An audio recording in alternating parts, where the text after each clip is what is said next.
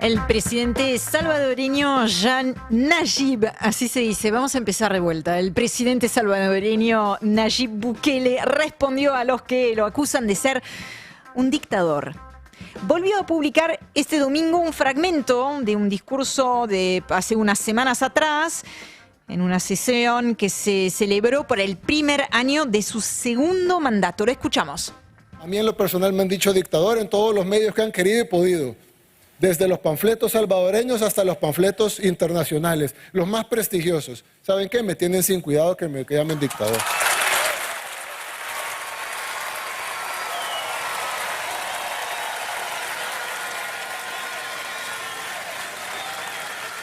Prefiero que me llamen dictador a ver cómo matan a los salvadoreños en las calles.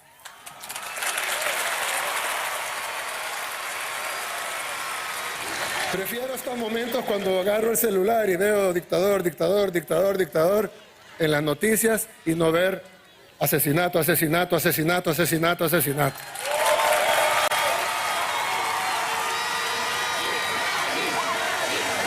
Prefiero que me llamen dictador, pero que los salvadoreños podamos vivir al fin en paz.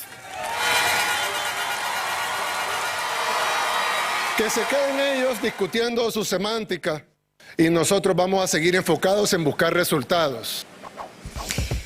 Bueno, declaraciones que él elige volver a compartir en sus redes sociales apenas un par de días después de la aprobación express. Esto significa sin análisis previo ni debate de una reforma constitucional en el Congreso, un Congreso controlado por el oficialismo, por el partido del propio Nayib Bukele. Esa reforma lo que permite es la reelección indefinida, también suprime la segunda vuelta de los comicios presidenciales y extiende ese periodo de gestión, el periodo presidencial, a 6 años.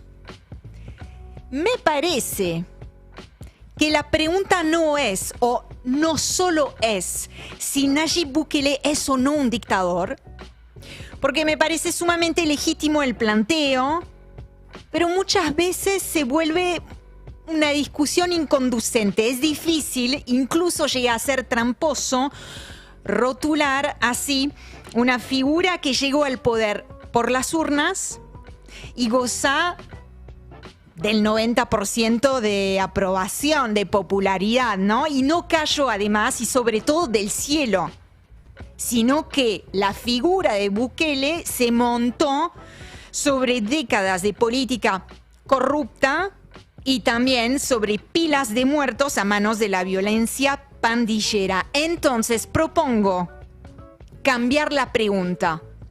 La pregunta de fondo podría ser: si El Salvador en este momento, bajo el gobierno de Nayib Bukele, es o no una democracia. Una de las características principales de toda democracia es la existencia de contrapesos.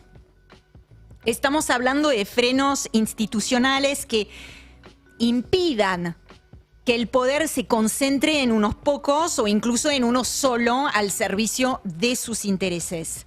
Porque cuando ese poder acumulado se usa para perpetuarse, se hackea otro principio clave de la democracia, que es la alternancia.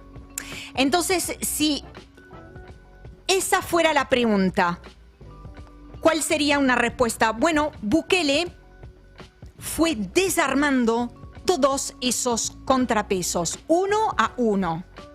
Destituyó a magistrados y al fiscal general, militarizó en algún momento, hemos traído esas imágenes, la asamblea para presionar votaciones cuando todavía no tenía el control de los congresistas, persiguió y sigue persiguiendo medios críticos, también está persiguiendo organizaciones de derechos humanos. Algunos integrantes se vieron periodistas o integrantes de organismos de derechos humanos se vieron obligados al exilio, y también gobierna allá desde hace una eternidad bajo un régimen de excepción. que si bien logró aplacar la violencia en las cifras, esto es real, el cambio es rotundo en las calles de El Salvador, también lo que hizo es llevar al encarcelamiento de decenas de miles de personas sin juicio ni debido proceso. Muchas terminaron siendo víctimas de detenciones arbitrarias, de torturas y de desapariciones forzadas. Bueno, en otro mensaje publicado en X, ¿no? Bukele denunció que el 90% de los países desarrollados permiten la reelección indefinida de su jefe de gobierno y que nadie se inmuta. Dice, pero cuando un país pequeño y pobre como El Salvador intenta hacer lo mismo, de pronto es el fin de la democracia. El problema no es el sistema, es que un país pobre se atreva a actuar como soberano. No se supone que hagamos lo que ellos hacen, se supone que hagamos lo que nos dice y que no nos salgamos del carril. Bueno, retomando esa idea de doble vara, porque es lo que está acá, digamos, denunciando Nayib Bukele en ese mensaje, ahí nuevamente yo propondría correr el eje de la pregunta. Me fijaría no en aquellos que lo denuncian, a Nayib Bukele y a esa reelección indefinida, sino en aquellos que no lo hacen. La derecha internacional es interesante esto, la que suele escandalizarse frente a la permanencia en el poder de algunos líderes, no dijo ni una palabra sobre la reforma de Bukele. Seguramente rascando podamos encontrar algún tipo de comentario, pero ningún comunicado de los pesos pesados en Estados Unidos que suelen, por ejemplo, presentarse como guardianes de la democracia. Nada, silencio. Tal vez será que no les importa tanto la democracia. Tal vez será que en realidad les importa más tener a uno que tenga rasgos autoritarios o no, pero que sea de su bando y color y que les sirva a sus intereses. Porque Bukele le resulta funcional. Hay quienes incluso quieren importar su esquema carcelario que se hizo famoso en todo el mundo, incluso acá, en la Argentina.